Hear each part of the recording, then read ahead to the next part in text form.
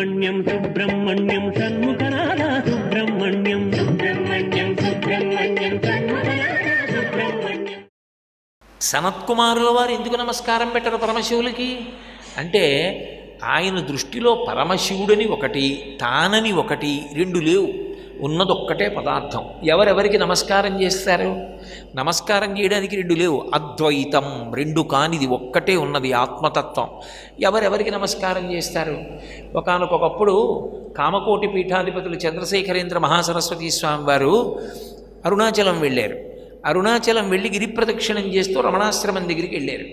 ఒక్క నిమిషం ఆగి లోపలికి చూశారు. ఆయన్ని చూడడానికి రమణాశ్రమంలో ఉన్న వాళ్ళందరూ బయటికి వచ్చి నమస్కారం చేశారు. ఆయన వాళ్ళందరికీ చెయ్యెత్తి ఓసారి ఇలా అని వెళ్ళిపోయారు. ఆయన రమణాశ్రమంలోకి వెళ్ళలేదు. రమణులు బయటికి రాలేదు. రమణుల దగ్గరికి వెళ్ళి అడిగారు, అయ్యో పరమాచార్య స్వామి వారు అటు ఎడుతున్నారు కదా గిరి ప్రదక్షిణంగా, మీరు వెళ్ళలేదేం బయటికి అని అడిగారు. రమణులు అన్నారు, చంద్రశేఖరేంద్ర సరస్వతి స్వామి వారిని ఒకరు, రమణులను ఒకరు, ఇద్దరున్నారా అని అడిగారు. వారి దృష్టిలో ఒక్కటే ఉంటుంది, ఎప్పుడూ ఆత్మ అంతే. ఆయనకి కుక్కలోనూ అదే కనపడుతుంది, పాములోనూ అదే కనపడుతుంది తప్ప ఆయనకి రెండు కనపడవు, ఉన్నదొక్కటేగా అన్నారు. ఎప్పుడూ అదే మాట అనేవారు. మహాస్వామి విషయంలోనే కాదు, ఉన్నదొక్కటే అనేవారు. ఆయన ఒకటి ఎందుకు రమించేవారు. అది మనకు అర్థం కాలేదనుకోండి, ఏమిటో పిచ్చాయనండి అంటాం. కాబట్టి సనత్కుమారుల వారు పరమశివుడికి నమస్కారం పెట్టలేదు అంటే మనం దాన్ని అపార్థం చేసుకోకూడదు అని నా విజ్ఞాపన. దానికి ఎంతో సంతోషించాడు శివుడు.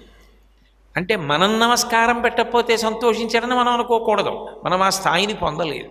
పొందని దాన్ని అంటించుకుంటే ఊడిపోతుంది, ఉన్నది కూడా పోతుంది. ఆ స్థాయికి ఎదగడానికి మనం నమస్కారం చేయాలి. ఎరిగిపోయిన వాడికి ఆ అవసరం ఉండదు. అందుకే శంకరాచార్యులు వారు సౌందర్యలహరి చేస్తూ సకృన్నత్వా నత్వా అంటారు సరస్వతీదేవి విషయంలో. ఎవడు నిర్మలమైన మనస్సున్నవాడో వాడు సరస్వతీదేవికి 1000 నమస్కారాలు పెట్టక్కర్లేదు. సకృన్నత్వా నత్వా, సకృత్ ఒక్కసారి నమస్కారం చేస్తే చాలు, వాడి నాలుక మీద గంగా ప్రవాహంలా వాడి నర్తన చేస్తుంది. ఎందుకు చేస్తుంది అంటే వాడి మనసు అటువంటిది. సరస్వతీ కటాక్షమనకు యోగ్యమైనటువంటి మనసు ఉన్నవాడు వాడు. వాడి నమస్కారం ఒక్కటి చాలు శారదానుగ్రహానికి. కాబట్టి సనత్కుమారులు నమస్కరించకపోతే శివుడు సంతోషించాడు. ఎంత గొప్పవాడరా, అసలు వీడి దృష్టిలో రెండన్నవి లేవు, ఒక్కటే వస్తువు అని అన్నారు. నేను పరమేశ్వరుణ్ణి, నేను వస్తే నువ్వు నమస్కారం చేయలేదు, నిన్ను నేను శపించద్దా అన్నారు. చూద్దాం, అసలు ఒక పరిశీలన చేద్దాం, ఇటువంటి జ్ఞానితో మాట్లాడితే కదా సంతోషం అని. సనత్కుమారుల వారు ఇలా చూసి అన్నారు, శపిస్తావా? శపించు, ఏమవుతుంది శపిస్తే? ఇది కష్టపడుతుంది, ఇది నేను కాదుగా, నేను ఆత్మ. ఆత్మకి కష్టం లేదు, ఆత్మకి సుఖం లేదు. ఆత్మ అగ్ని చేత కాల్చపడదు, నీటి చేత తడపబడదు, ఖడ్గం చేత నరకపడదు. దానికి జననం లేదు, మరణం లేదు. ఆత్మను ఎవరేం చేస్తారు? కాబట్టి శపిస్తే శపించండి. పొంగిపోయాడు పరమేశ్వరుడు. ఏమి ఆత్మజ్ఞానిరా మహానుభావుడు.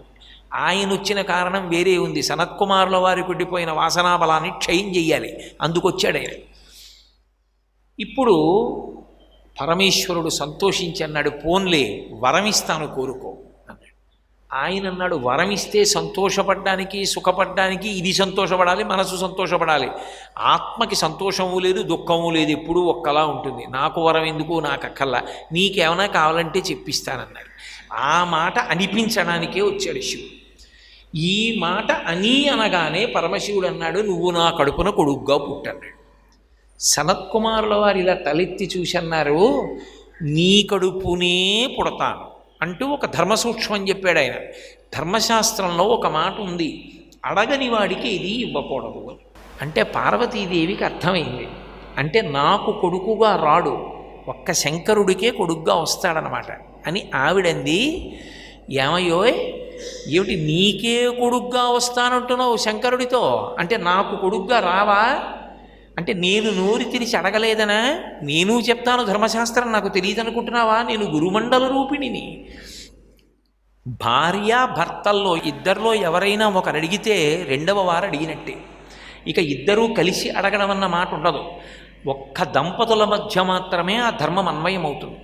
తండ్రి ఏదో పెద్ద వ్రతం చేసి లేకపోతే తీర్థయాత్ర చేసి నాకు మంచి కొడుకు పుట్టాలి అని కోరుకుంటే మీ ఆవిడ అడగలేదు నీకు ఇవ్వడం కుదరదని అండో పరమశివుడు. తండ్రి అడిగితే భార్య కూడా అడిగేసినట్టే, స్త్రీ అడిగితే పురుషుడు అడిగినట్టు, పురుషుడు అడిగితే స్త్రీ అడిగినట్టు. అందుకని మా ఆయన అడిగితే నేను అడగాలని లేదు, నువ్వు నాకు కొడుకువే అంది ఆవిడ.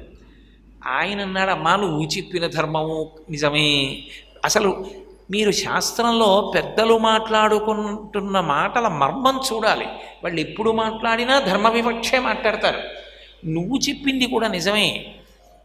అడగకపోయినా భార్యాభర్తలలో ఏ ఒకరు అడిగినా రెండవ వారు కూడా అడిగినట్టే. కాబట్టి నీకు కొడుకుగా పుట్టాలి.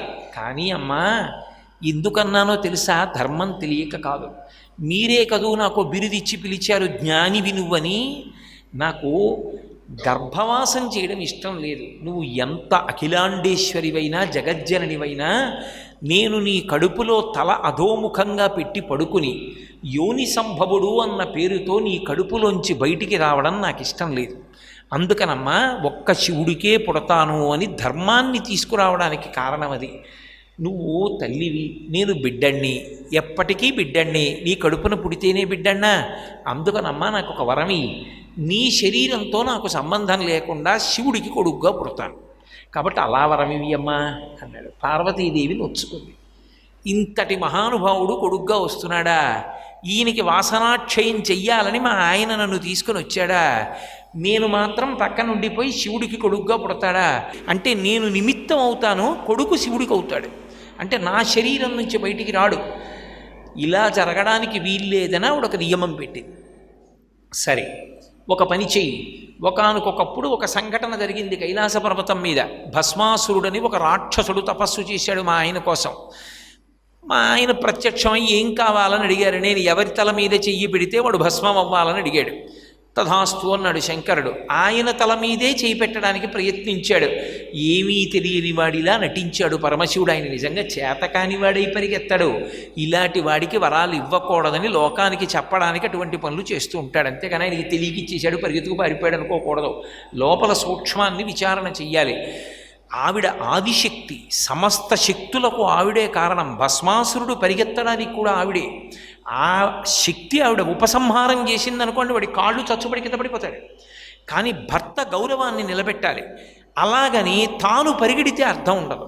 భర్త పరిగెడుతుంటే తాను నిలబడితే అర్థం ఉండదు. అందుకే భర్త గౌరవాన్ని నిలబెట్టడానికి మహాపతివ్రతగా ఆవిడ ఉత్తరక్షణం ఒక పని చేసింది. తన శరీరాన్ని నీటి సరోవరంగా మార్చింది కైలాస పర్వతం మీద. దానికి శరవణ తటాకమని పేరు. పార్వతీదేవి యొక్క శరీరమే నీటి మడుగుగా ఏర్పడింది శివుడు తిరిగి వచ్చే వరకు. ఎందుచేత అంటే భవ అని సంస్కృతంలో ఒక మాట. భవ అంటే పుట్టుకకు కారణమైనది అని. భవ ఈ శరీరాలన్నీ పుట్టడానికి కారణమైనవి ఏవి అంటే తల్లిదండ్రుల యొక్క శరీరాలు.